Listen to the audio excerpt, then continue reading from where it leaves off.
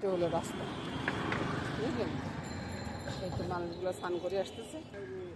ভাই আমরা স্নান না করি একটু তো দেখাইতেই পারি না, সবাই স্নান করে আসতেছে। এদিকে দেখুন লোকে লোক আর বুঝছেন।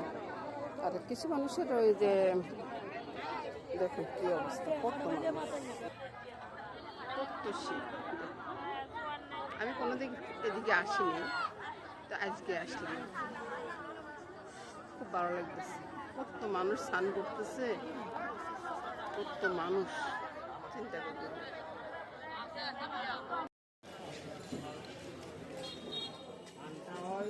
চৈত্র মাসের অষ্টমী তিথি। আচ্ছা আচ্ছা, হ্যাঁ ওইটাও কাজ করতো আর কি।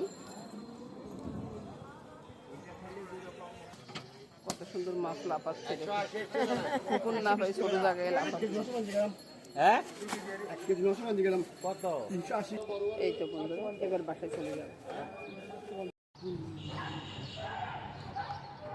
ডুলুসের না, দেখুন কি অবস্থা, নিয়ে আরাম করতেছে।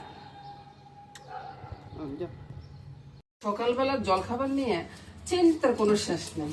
আর খাইতে বসলে না এ করে এই কথা, এ কয় এই কথা, এ কয় এটা দেখাবো, ওইটা কয় এটা দেখাবো। এত কিছু দরকার কিরে ভাই? আলু যখন সবাই পছন্দ করে, তো আলু দিয়ে একটা তরকারি বা দম, বিশেষ করে দম, বুঝছেন? আলুর দমটা রান্না করলে আর কারো মুখে কোনো কথা থাকে না, বুঝছেন? এই জন্যই আমি চিন্তা করি আলুর একটা, সবাই বলেন যে আলু খান, আলু খান না, আলু খান না। বাইরে আলু ছাড়া কি চলে বলেন তো? আলু ছাড়া তো একবারে চলে না। তো আপনার আলু নিয়ে এত সমস্যা কেন ভাই? এই যে দেখুন কত সুন্দর করে আলুগুলা ছিলে নিচ্ছি, তারপরে রান্না করব।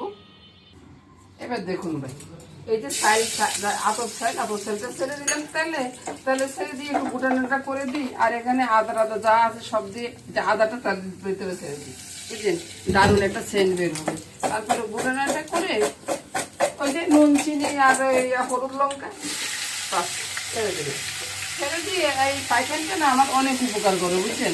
আপনারা তাহলে কয়টা প্যাকেট কিনেন। আবার কেউ শুনলে বলবেন যে আমি অ্যাডভার্টাইজ করতেছি না। আরে ভাই আমি কোনো কিছুর অ্যাডভার্টাইজ করি না। গলাটা কেন যে বসে গেছে কইতেই পারতেছি না। তারপরে কি দেখুন একটু জাকা লাগা করে নেড়ে ছেড়ে দিয়ে এবার আপনি চলে যান।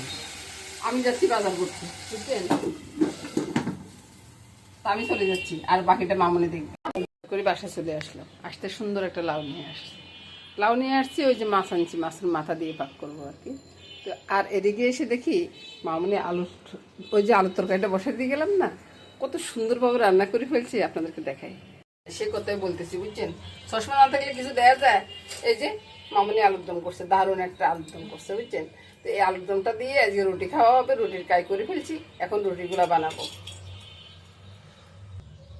এবার প্রথমে ওই যে ডালের ফোড়নটা করবো। ডালের ফোড়নটা আমি কি দিয়ে করি আমার বন্ধুরা মানে সবাই জানেন। ফোড়নটা ফুটে ডালটা বলকা চলে আসো, আর এখানে মাছটা বসাই দিব। আজকে বাজার থেকে মাছ নিয়ে আসছি, তো এই যে সুন্দর একটা রুই মাছ নিয়ে আসছি, প্রায় 2 কেজি 2.5 কেজি হবে। তো আমি ছোট টুকরা করে নিয়ে আসছি, আজকে আর বড় টুকরা খাওয়া যাবে না। তো এই মাছগুলো বসাই দিয়ে একদিকে রুটিটা হয়ে যাবে, ডাল তো হয়ে যাচ্ছে। বাস এটা নিয়ে রান্না বান্না শুরু করে দিলাম বন্ধুরা। পুরো রান্নাটা দেখবেন, রান্নাটা দেখে লাইক কমেন্টস করবেন, সেটা আশা করবো। আপনারা লাইক কমেন্টস করলে রান্নাটা করতে আমার ভালো লাগে আর কি, সেই। তো বন্ধুরা মাছটা বসাই দিব, বুঝছেন? ডালটা হয়ে গেলে ওইদিকে মাছটা বসাই দিব। মাছটা একবার মেখে টেকে তারপর বসাই দিব।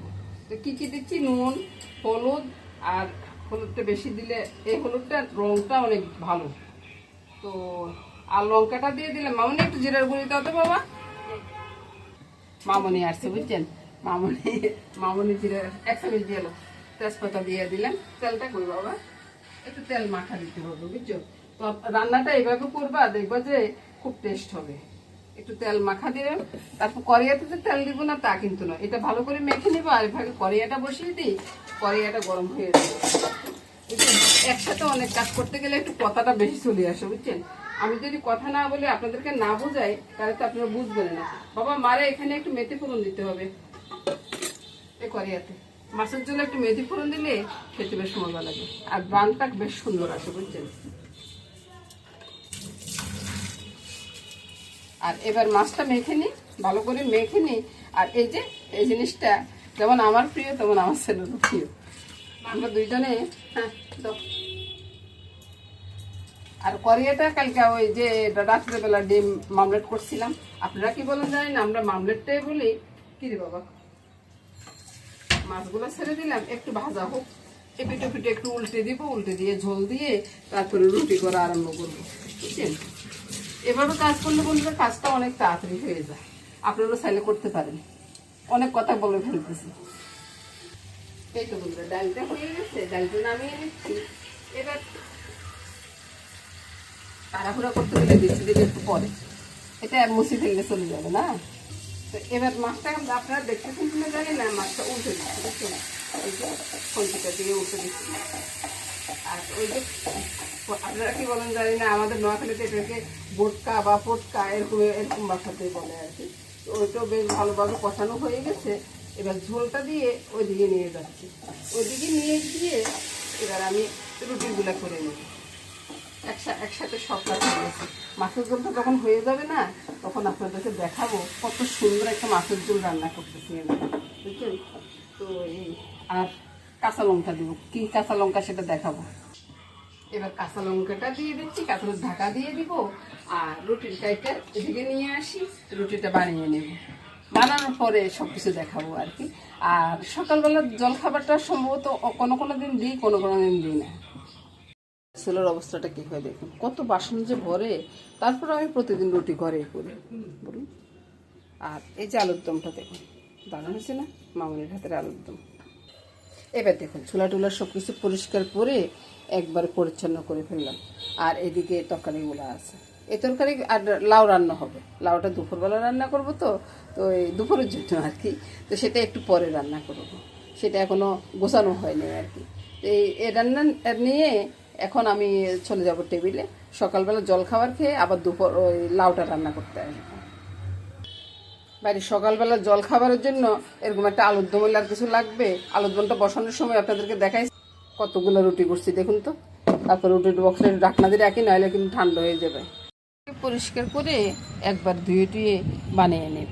আর ওইদিকে চিকেন আছে, আপনাদের মেশামশাই যে চিকেন নিয়ে আসে, চিকেনটাও পরিষ্কার করে নিয়ে আসি ঘরে, তারপরে দেখাচ্ছি বন্ধুরা। রান্নাটা শুরু করার সময় দেখাবো। পড়ে গেছে কিন্তু আমার রান্না হয়নি। এখন যদি রান্না না, আপনাদের মেশামশাই কি বলবে, বলবে যে এত দেরি হচ্ছে কেন। তো আমি কি করতেছি, তাড়াহুড়া করে রান্নাটা করে ফেলতেছি।